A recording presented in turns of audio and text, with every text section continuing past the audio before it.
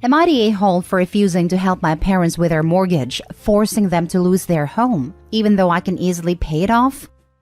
I'm 23 female, my parents are 45 female and 46 male. I have two brothers, 24 and 21, and a little sister 8. We grew up upper middle class. As children, my parents would buy my two brothers whatever they requested, regardless of how expensive it was, allowed them to go on trips with them and threw them over-the-top birthday parties which I didn't receive any. For example, my brothers got to go to Disney for their birthdays while I stayed with my grandparents. Fortunately, my aunt/grandma took me to Disney a few months later. After being called out, they said they couldn't afford a trip for 5. As we got a little older, my parents had us working in their business after school and weekends. They gave both my brothers allowances for helping out while I didn't receive anything, though I was expected to do more. I wish it was just financial abuse though. My parents always said very hurtful things. They'd also make horrible comments when I entered the room, and I honestly still don't know what I did wrong. When my older brother graduated high school, they gave him an all-inclusive trip around Europe for the summer. When I graduated the next year, I didn't even get a party from them. I think the worst of it being they paid for both my brother's higher education, but told me to figure it out because they can't afford to pay for 3 college degrees. At 18, I moved in with my grandparents full-time and decided not to go to college because I didn't want to get into debt or put that burden on my grandparents, who offered to pay for some.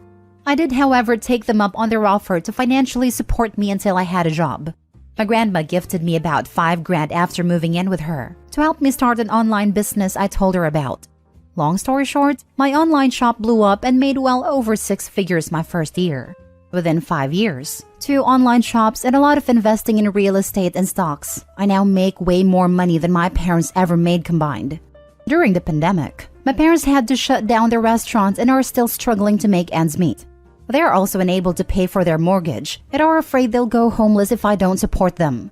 They also have a lot of medical bills after my father got into an accident and needed surgery for his knee. I, being so grateful for everything my grandparents and aunts have done for me, decided to get my grandparents their dream home and paid off my aunt's debts for medical school.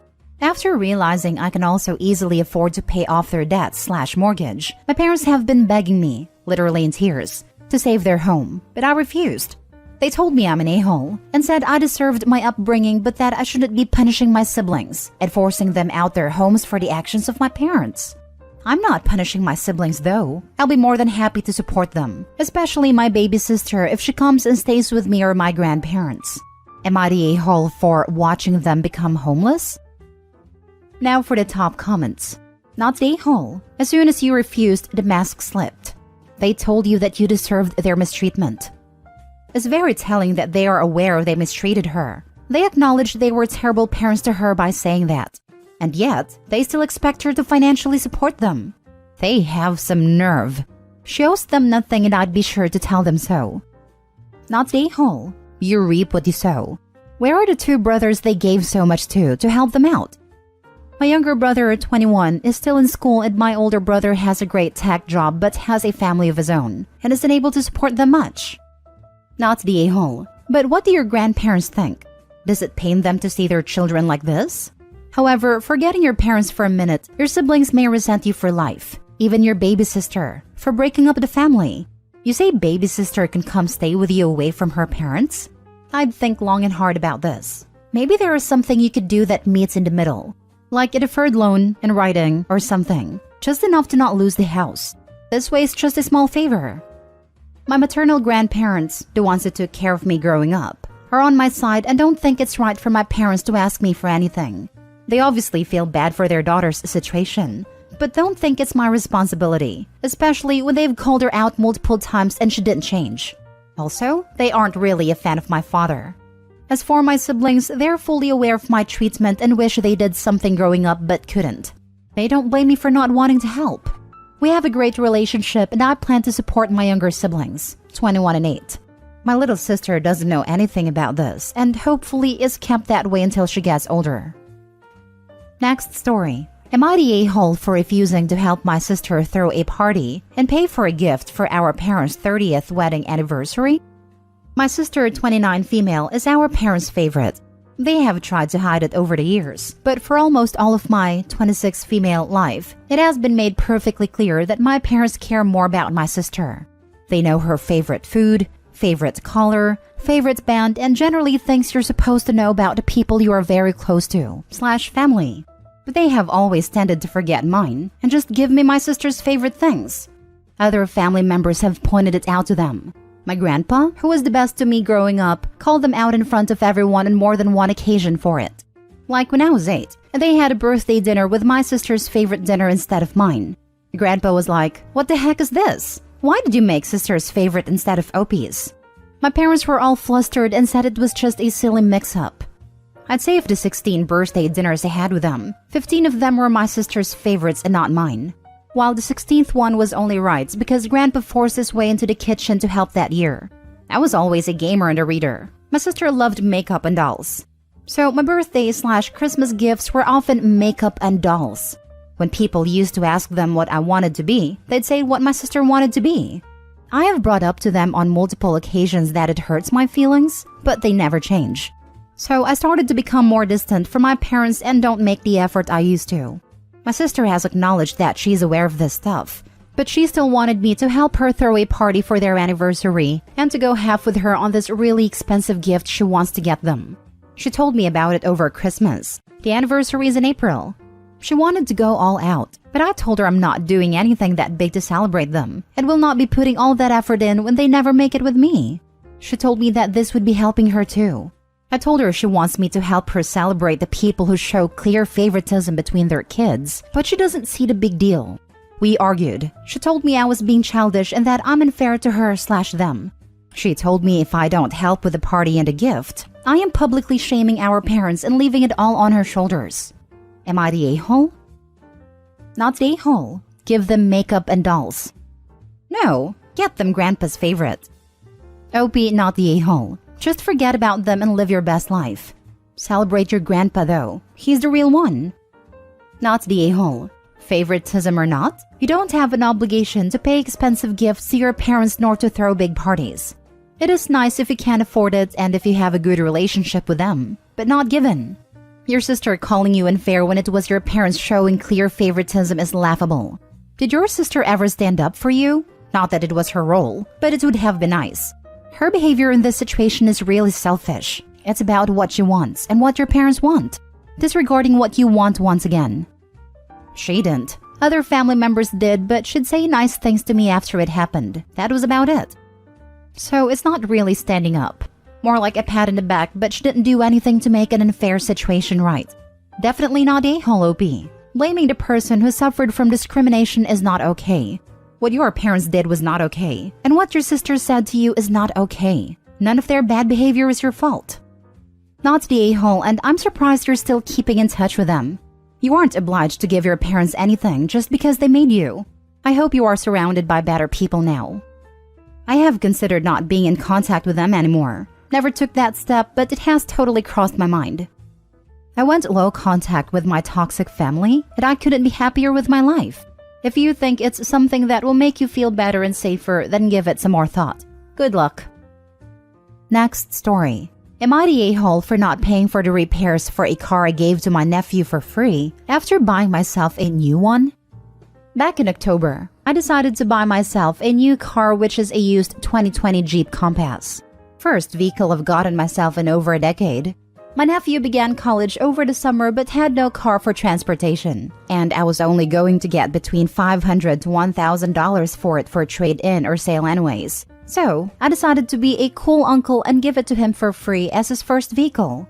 It was a 2008 Dodge and in pretty good shape. Drove well but had some problems such as oil pan leaking and some other minor work. So I brought it up with my brother, nephew's father, that I wanted to give my nephew my old car as a gift for free. I wasn't asking any money from them, but made it clear that they would have to pay for anything pertaining to the transfer to them and update the inspection or anything else that needed to be done. I also let them know of any problems with it that I knew of. When asked why I was getting a new car, I told them I had thought it was time, and I had a job and budget to get one. I had been thinking about it for a few years and finally decided I should just do it. They agreed and they took it to a mechanic they trusted and had to do about $540 worth of work on it. for brakes, inspection, oil pan, and some other minor work. He said not to worry about a bill, that he'd work it up later.